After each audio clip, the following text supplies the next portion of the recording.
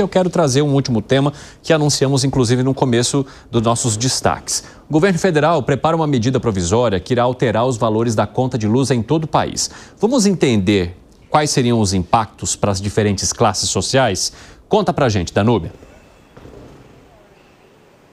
Olha só, Evandro, principalmente para a classe média, que deve ter um aumento na sua conta de luz. Isso porque esse projeto prevê a ampliação da tarifa social, que deve isentar, então, famílias de baixa renda que consomem até 80 kWh por mês. E quem consome até 120 kWh por mês e recebe entre meio e um salário mínimo deve ter um desconto. Segundo as informações do governo, em torno de 60 milhões de pessoas devem, então, ser beneficiadas. Mas como esses encargos vão ser pagos, Danúbia? Da seguinte forma, com encargos que incidem e também encarecem, o valor da conta dos consumidores do mercado regulado, ou seja, os residenciais e o pequeno comércio. Isso, então, deve gerar um impacto, de acordo com o governo, que prevê esse impacto de 3,4 bilhões de reais, ou que seria ali um aumento na conta para essas pessoas de 1,4%, Evandro. Informações, Danúbia. Ótimo trabalho para você. E Perno, o que você achou dessa proposta?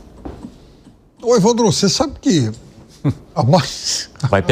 vai pegar um público aí, eleitoralmente falando, vai mexer com um público que até então, ou com o qual o governo já tem uma certa dificuldade de conversar, né? Pois é, então, só que é interessante que esse negócio de conta de luz aqui no Brasil, há mais ou menos uns 10 anos, pelo menos, está muito difícil da gente entender, né? Toda hora mexe, toda hora vem uma medida provisória.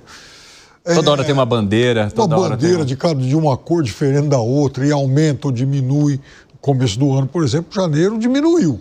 Foi até um mês que teve deflação, aliás, uma inflação baixinha de 0,11. Aí no outro mês aumentou um monte, a inflação foi para mais de 1. Honestamente, Tinha o bônus de Itaipu. Tinha o bônus de Itaipu, quer dizer, tem isso também, né? Tem os bônus de não sei de onde. Eu confesso para você que os governos do Brasil, eles mexem demais nesse setor e a gente até se perde um pouco. E para você, Segré? De novo, a diferença entre um governo socialista e um governo liberal é que no governo socialista você tem que tirar de alguém para dar para alguém que não tem. E vou ser reiterativo com isso. No governo liberal, você dá para quem não tem em função da sua administração do recurso público, sem precisar tirar de quem está gerando riqueza e emprego. É só isso. Gani. Evandro, a conta de energia, basicamente, até para quem nos assiste entender, 60% dela está relacionado ao custo da operação. O que é esse custo da operação? Então, a gente fala que é a geração, você tem a geração de energia lá em Itaipu, por exemplo. Depois você tem a transmissão para a energia chegar até o estado de São Paulo e depois você tem a distribuição para as residências. Então, 60% de uma conta de energia é relacionado a isso. 40% não é pouca coisa, 40% é relacionado a taxas. E aí essas taxas significam impostos, significam subsídio para baixa renda, significa subsídio para a região que tem dificuldade de chegar à energia e, principalmente, subsídio para fontes renováveis. Só que daí tem um problema.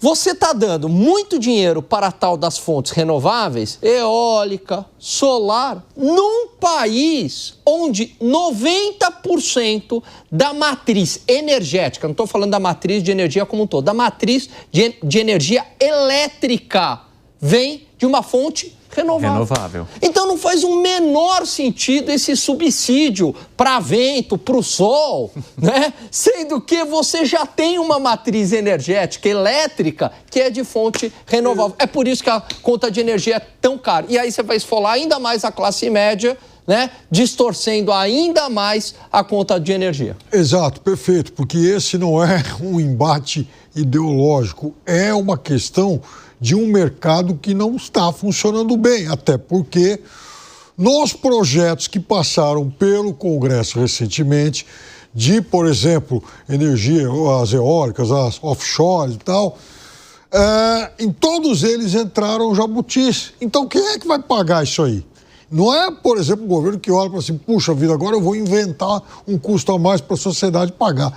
São também os parlamentares que representam esses lobbies que estão colocando esses jabutis para dar esse tipo de vantagem que o Alan agora apontou. Fala, Zé. O Dani tem super razão aí quando ele fala dessa história de subsídio para a energia solar, a eólica, né? Porque já está crescendo muito. Quando era lá no início, tudo bem, até aceitável para desenvolver um determinado setor. A partir em que ele cresce muito, e o pessoal da distribuição, que é outra empresa, né, a de distribuição, que reclama muito, que está fazendo um trabalho de graça, ele está transmitindo a energia lá das casas, que tem captação de energia solar, e não está recebendo nada.